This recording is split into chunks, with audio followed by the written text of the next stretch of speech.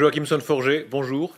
Bonjour Darius. Vous êtes le député des Français de Suisse. On va parler de la Suisse et de la France, de vous, représentant de la génération Macron, de votre destin personnel aussi.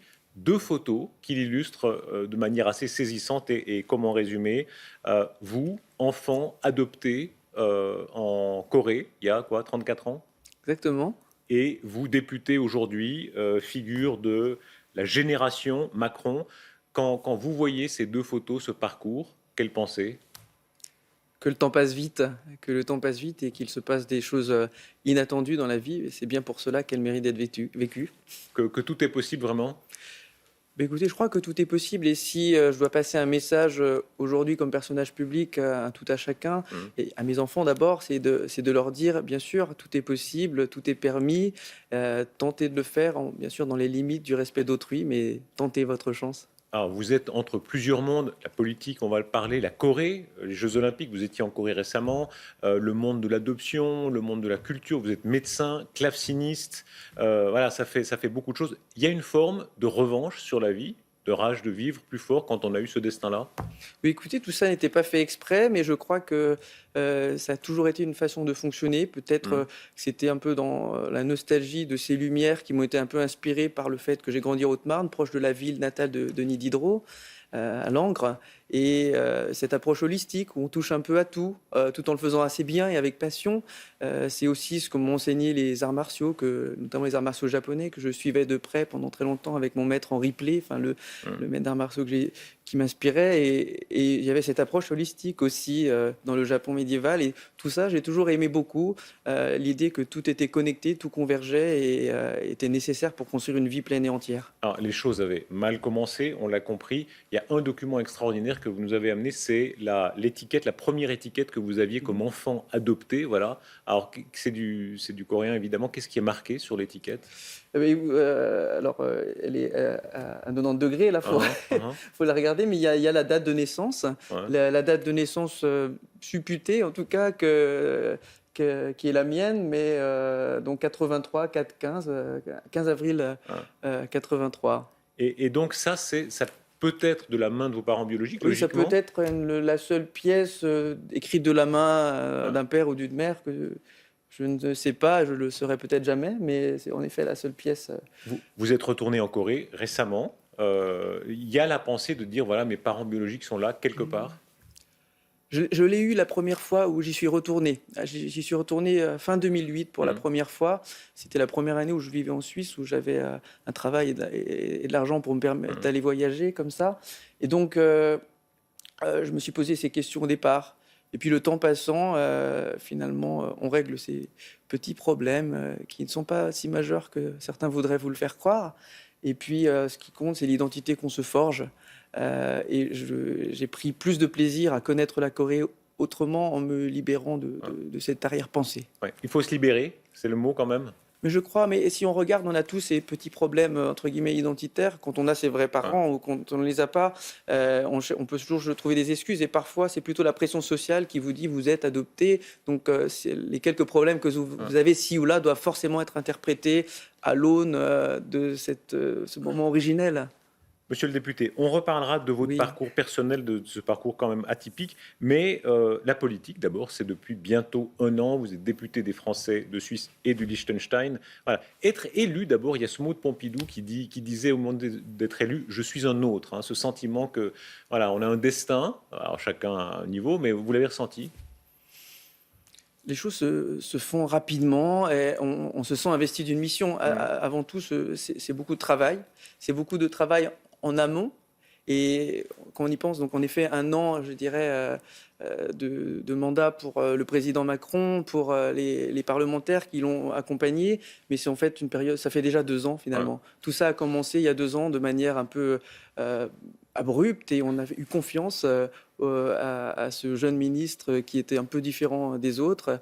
On a voulu l'aider, on a continué et on en est là, mais ce n'est que le début. Donc avant tout, c'est du travail, de la préparation et l'acharnement presque. Alors, vu de Suisse, il y a beaucoup de choses qui étonnent, qui attirent l'attention. D'abord, on a le sentiment que la France a un peu changé. On avait un univers mental de la France, il y a de la CGT, les grèves, rien ne change, la France n'aime pas les riches. Voilà.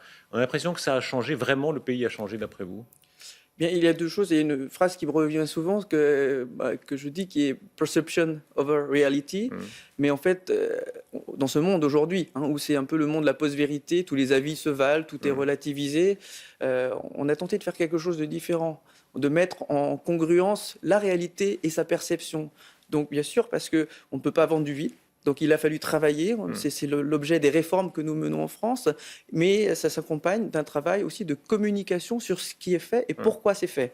Donc je crois que c'est vraiment ça, la synergie du réel et de sa perception par tout à chacun, par tous les citoyens. Avec de la chance quand même, beaucoup de chance, non? Il y a toujours ce qu'on peut appeler de la chance, des hasards, des mauvais hasards.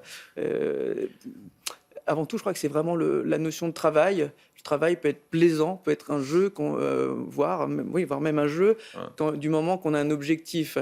Et je crois qu'avant tout, dans la vie, je ne veux pas faire des parallèles trop importants, mais dans la vie d'Emmanuel Macron, dans la mienne, il y a la volonté d'aller rencontrer des milieux sociaux différents, de s'intéresser à des milieux culturels ou intellectuels différents. Et on se nourrit pendant toute une vie. Et à un moment donné, on peut être prêt, je dirais, à assumer des fonctions pour représenter tout le monde. Le choc culturel, vous ne l'avez jamais ressenti? Si je note déjà les quelques mots que vous avez prononcés depuis le début de l'émission, congruence, holistique, etc., vous savez très bien qu'il y a une grande partie de la population, ou d'ailleurs beaucoup de gens qui disent mon Dieu, que ça veut dire, il faut que je vérifie encore dans le dictionnaire. Votre président Macron a ça aussi, utilisé parfois un vocabulaire qui n'est pas le vocabulaire courant, mais de l'assumer quand même. Écoutez, je me rappelle bien mes premiers articles scientifiques à 18-19 ans, où, pour le dire un peu familièrement, je ne pannais rien. Et donc, je me rappelle avoir cherché ontologique, des stochastiques, des choses comme ça. Mais, donc, tirer vers le haut. Écoutez, vous pouvez vous approprier des choses qui ont l'air complexes. Je crois que tout un chacun, sans être ingénieur, peut tout à fait s'approprier des principes complexes. Et il ne faut pas vivre dans ce complexe d'infériorité. Et c'est vraiment ce que je veux dire. On vous a présenté comme un bébé Macron. Quelques mots sur l'homme Macron. Ça vous fait sourire, le bébé Macron. C'est une génération. Alors, vous êtes plus jeune, vous avez 34 ans, bientôt 35. Qualité, c'est quoi? Qualité de Macron, s'il fallait en pointer une ou deux? De l'ouverture et de l'écoute. On a souvent, dernièrement, parlé du président jupitérien. Moi, ce n'est pas ce que je connais d'Emmanuel Macron. Emmanuel Macron, candidat, et Emmanuel Macron, président, ce sont les mêmes personnes. Je lisais vos interviews. Hypermnésique, vous disiez, une capacité, souvent les présidents ont eu ça, une capacité de se souvenir de presque tout, en tout cas de tout enregistrer. Quelqu'un qui a une grande mémoire, mais qui a surtout cette capacité peut-être un peu caméléon, mais pas dans le sens machiavélique du terme, une capacité simplement à comprendre qui est l'autre et de garder les canaux ouverts, parce que le président Macron, c'est quelqu'un qui garde les canaux ouverts sur la société, sur les critiques, et vous aurez noté qu'il passe toujours plus de temps avec les gens qui ne sont pas convaincus qu'avec les gens qui sont, je dirais, déjà béats et convaincus. Les défauts? Écoutez, il y en a toujours. On est tous faits de défauts. Je ne sais pas, est-ce que c'est un défaut d'être quelqu'un de persévérant et d'être... parce que, vous voyez, c'est quand même pas un métier... C'est un métier un peu particulier. Donc, il faut quand même avoir une certaine obsession pour la réussite de tout, se sentir investi d'une mission. Ça pourrait être pris comme un défaut pour quelqu'un qui a un choix de vie, je dirais, plus modeste, mais ça peut être une qualité pour d'autres, et notamment pour exercer cette fonction. Alors, ça marche pour vous, pour l'instant. Est-ce que c'est pas fragile? On a l'impression quand même d'un système, vos systèmes, la Macronie, où il y a un chef, et tout le monde dépend de lui. Ça n'a pas toujours été comme ça. Les présidents Mitterrand, Chirac, ils avaient des gouvernements avec des factions, des rivaux. Là, on a l'impression que M. Macron n'a que des obligés. Est-ce que c'est pas risqué, ça? Il n'a pas des obligés. Le président de la République est avant tout l'obligé de ses citoyens. Et je suis certain qu'il en a conscience. Si je prends un exemple tout à fait personnel par ailleurs pour vous démontrer le contraire, que ce n'est pas une personne qui dirige et les autres qui suivent. On était ensemble il y a peu de temps avec les commissaires de la Commission des Affaires étrangères dont je fais partie. Les premiers mots du président, et je ne dévoile rien de grave en disant ça, ça a été de dire... On voudrait toujours dire que les affaires étrangères, les relations internationales, c'est du régalien, c'est le domaine réservé du chef de l'État. Et il s'est inscrit en faux sur cette vision en disant que bien sûr, il est à la tête de l'État, mais qu'il a des ministres, il a des secrétaires d'État et il a des parlementaires qui exercent ce travail de la diplomatie parlementaire, qui sont tout à fait utiles, qui ont chacun leur rôle. Et l'opinion publique a tout à fait aussi son rôle dans ce qu'elle exprime de ses inquiétudes sur le monde, sur l'Europe et sur l'avenir du pays. Joachim Son-Forget, vu de Suisse, alors la France d'abord c'est une culture du pouvoir très différente, hein. Vous avez là l'insigne de l'Assemblée nationale.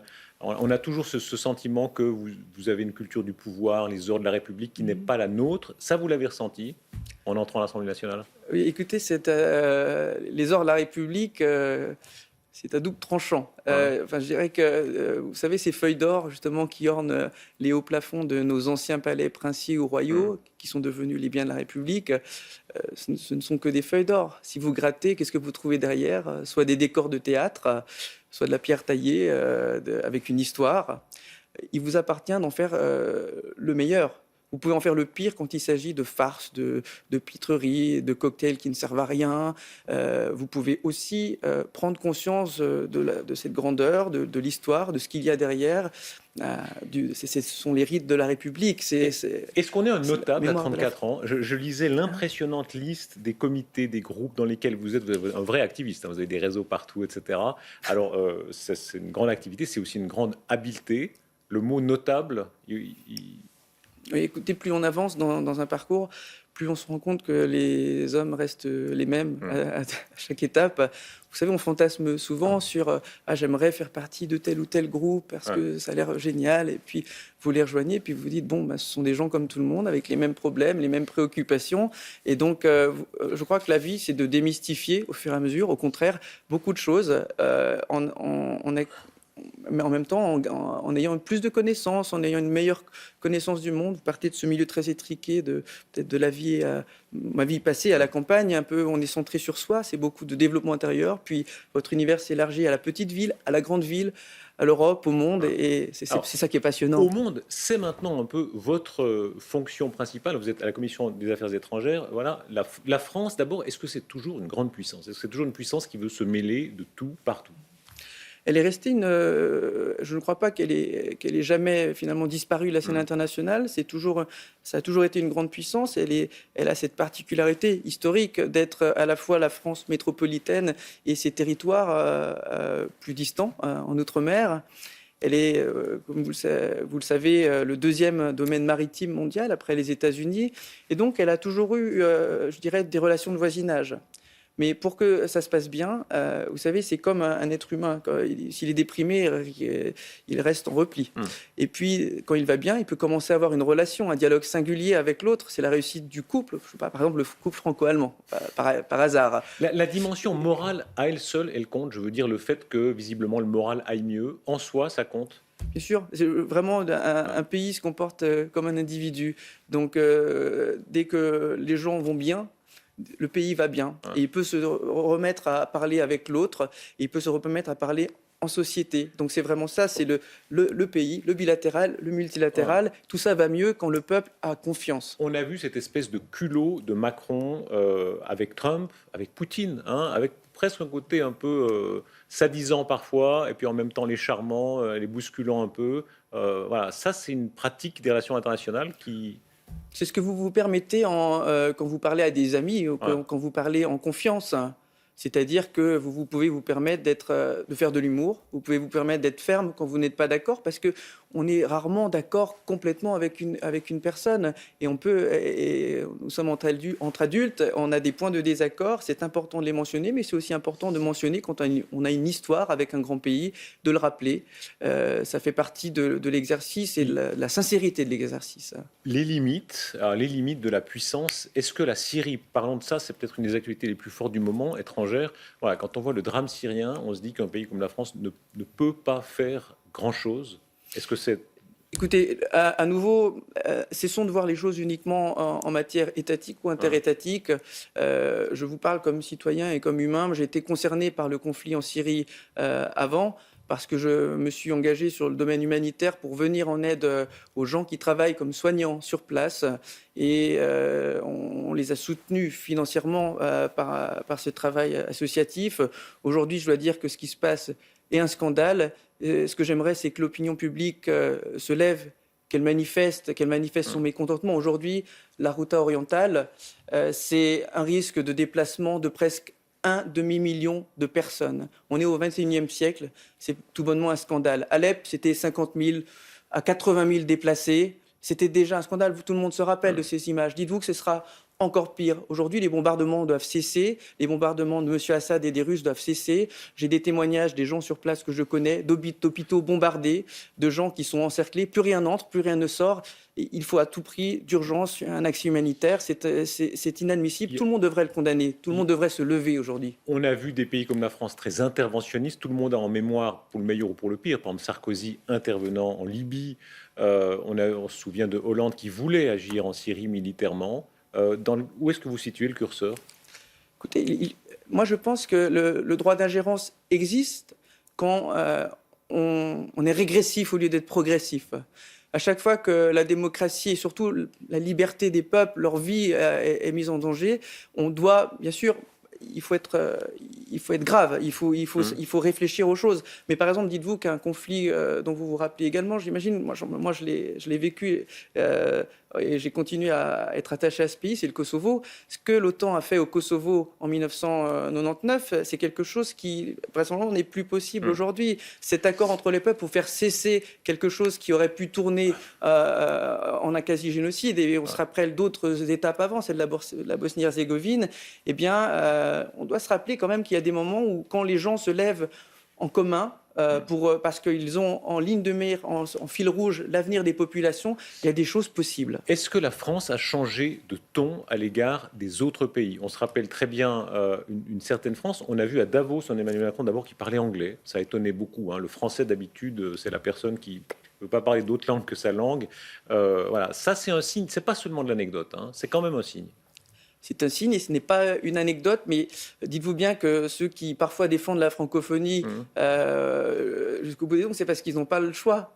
Et je souhaiterais m'inscrire en faux. Moi, je défends la langue française, mais pour bien la défendre, il faut déjà pouvoir communiquer. La réalité du monde, c'est qu'il est plus facile de parler anglais dans plein de conditions. Si, vous savez, il y a des plénières à Davos, il y a des plénières en hémicycle, il y a des plénières dans plein de réunions internationales. Là, vous avez des traducteurs, etc. Mais dans les couloirs, quand vous devez sympathiser, quand vous devez accrocher quelqu'un, si vous ne parlez pas sa langue, vous n'avez aucune chance de communiquer avec lui. Et est-ce que l'attitude vis-à-vis de la Suisse a changé? Parce que les Français, vous les Français, si vous permettez, souvent vous avez été très amicaux en parole, et puis en acte, ça se gâtait beaucoup. On a beaucoup de souvenirs où l'Europe en général, les Français en particulier, vous avez eu la dent dure contre nous.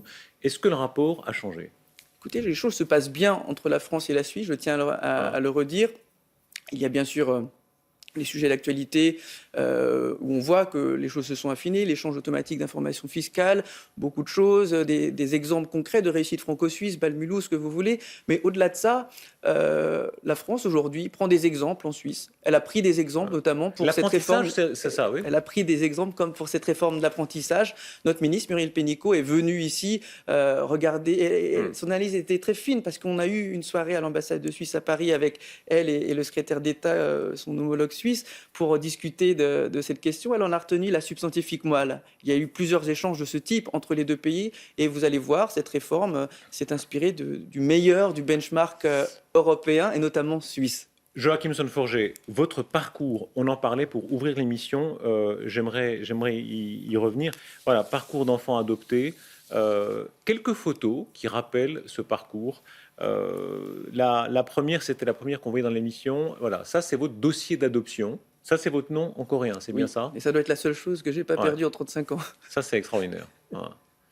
De votre première origine, vous ne gardez au fond que ça, l'étiquette qu'on a vue. C'est très très peu de choses.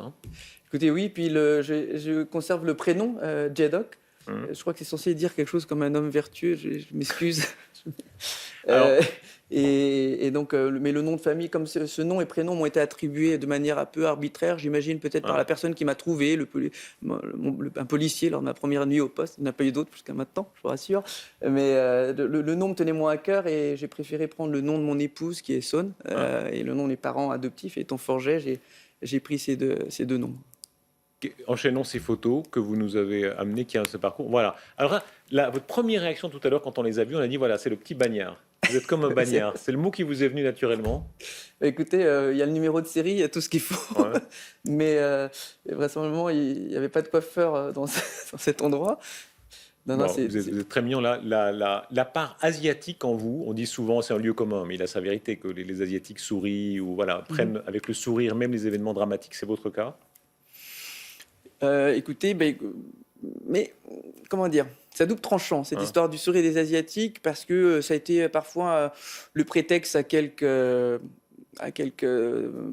tentatives de racisme Hein. un peu déguisées. Hmm. Bon, j'en fais pas cas, je suis le premier à faire l'autodérision. Derrière le sourire, il y a aussi des dossiers brûlants, hein, des dossiers qui concernent la sécurité du monde, comme le dossier coréen Hmm. actuellement. Mais il est toujours bon de sourire, mais derrière, il y a parfois de la gravité. Une enfance en France, voilà, avec Victor Hugo, qui c'est vos parents qui ont écrit ça. Je crois que c'est le concepteur de l'album un peu kitsch sur lequel repose cette photo. Vous avez eu quelle enfance? Vos parents étaient comment? Écoutez, j'ai eu la chance d'avoir une maman attentionnée, un père qui voulait qu'on réussisse, Hein. et puis je dirais la chance de... Ma grande chance, c'est d'avoir grandi aussi dans un environnement qui était un environnement rural. Je m'y plaisais à faire de l'ornithologie, à être seul, à pouvoir lire. Enfance à la campagne, il y a des photos qui le rappellent, hein, vraiment un peu coupé du monde, avec une partie du bac que vous avez fait seul. Mhm. C'était propice à travailler pas trop mes matières d'école, mais Hein. beaucoup de musique. Je jouais beaucoup de piano pendant des heures et des heures, pendant toute ma jeunesse, avec la chance de rencontrer quelqu'un qui était un peu un modèle alternatif pour moi, qui s'appelait Daniel Folton, qui était mon professeur de piano, un Hein. monsieur un peu iconoclaste, Ça, c'est quelqu'un quasiment qui a beaucoup aveugle. compté, hein, visiblement. Oui, oui, voilà, il y a deux personnes pour moi qui ont compté. C'est Daniel Folton, c'est cette personne Hein. qui était quelqu'un qu'on pourrait classer à l'extrême gauche, quasiment aveugle, qui avait un prix de conservatoire de Paris et qui j'ai passé toute ma jeunesse et mon adolescence. De l'autre côté, c'était la personne dont je voulais parler, Henri Plé, qui était un des grands penseurs des arts martiaux asiatiques. Il les a amenés en Europe et qui déjà à l'époque mélangeait sciences, neurosciences, comportement humain et tout ça, ce sont des voies initiatiques, artistiques qui m'ont forgé. On a l'impression que c'est des parcours de personnes qui veulent tout, hein. Alors voilà, la musique, claveciniste, les arts martiaux, la littérature, vous citiez Diderot, la spécialité du cerveau. On peut vraiment tout, ou il y a un moment où on est superficiel. Non, écoutez, moi, vraiment, mon fil rouge, c'était toujours de vouloir comprendre comment fonctionnait l'humain, comment Hum. fonctionnait le monde, les sociétés.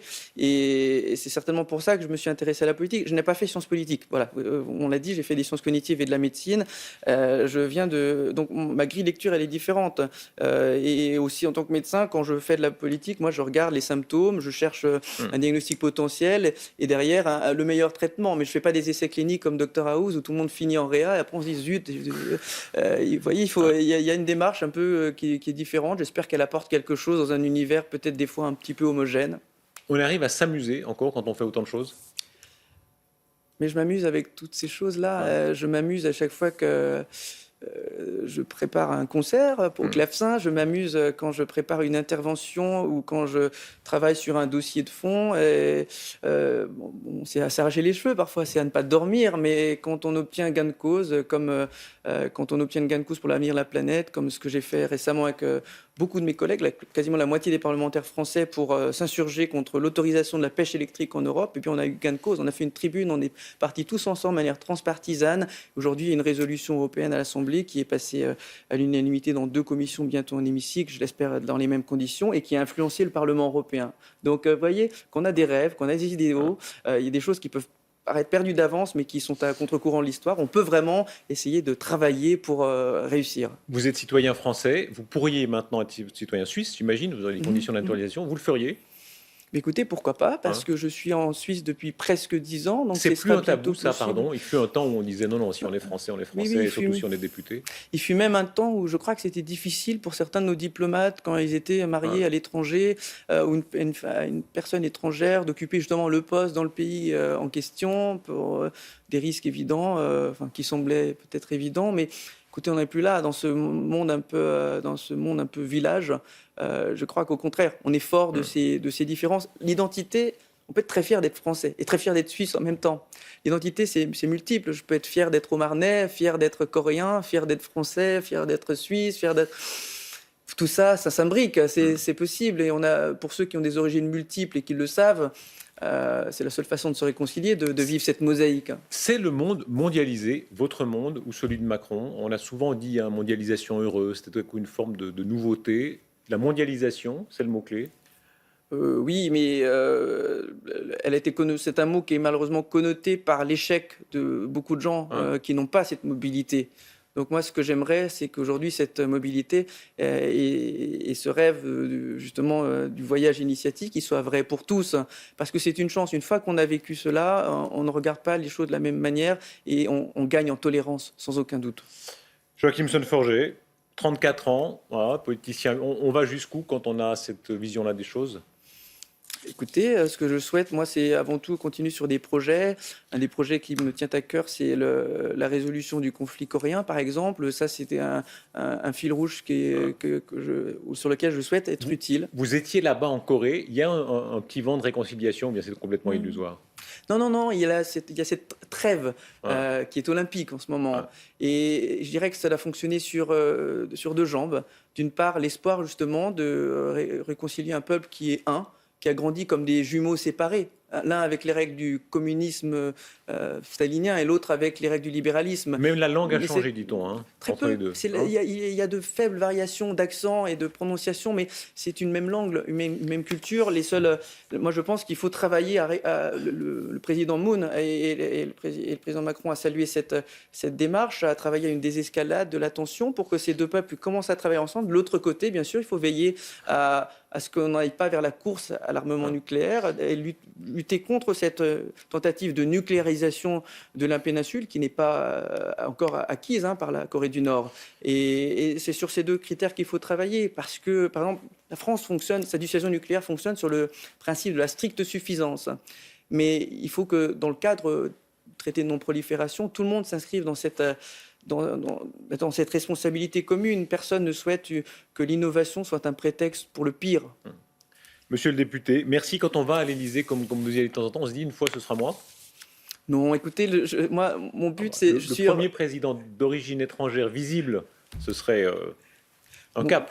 Mon but, c'est d'aider le président Macron à réussir un mandat et un autre mandat. Et je suis très heureux de ce que je fais. La politique, c'est un temps. À un autre mandat, vous dites vous êtes déjà candidat pour la suite. Vous êtes candidat pour 10 ans. Je Alors. parlais du deuxième mandat du président Macron. Oui, mais enfin. Mais je lui fournirai toute l'aide que je peux pour que la France réussisse et qu'elle réussisse dans le monde. Monsieur le député, merci. On parlait des réussites, hein, il y a beaucoup de réussites depuis une année. Les problèmes arrivent toujours d'une manière ou d'une autre. Comment vous les prendrez quand ils arriveront? Avec gravité et en travaillant. Vraiment cette valeur d'affronter les obstacles, de vouloir travailler avec obstination. C'est peut-être ça mon côté coréen, c'est cette obstination. Eh bien, je crois que c'est comme ça qu'on résout les problèmes. Avec beaucoup d'écoute, rester présent, rester connecté à la réalité. Cette image encore, rappelons-la, parce que dans votre destin, c'est quand même assez extraordinaire. Hein, la seule étiquette, la seule origine que vous ayez, c'est quasi du Victor Hugo. On parlait tout à l'heure de Victor Hugo, il y a un petit côté. Hein, voilà, la seule étiquette que vous ayez qui représente votre première origine, voilà, il y a une part de douleur, il y a une part de blessure, parce que ça ne se voit pas quand vous parlez. Mais écoutez, bien sûr, mais on les résout dans le temps. C'est pour ça que peut-être on se réfugie dans l'art, on se réfugie dans la raison, mais il reste du cœur. Et puis c'est cette faiblesse, ces faiblesses, ces douleurs, c'est ça qui nous laisse humains. Monsieur le député, merci. Merci beaucoup. Merci Darius.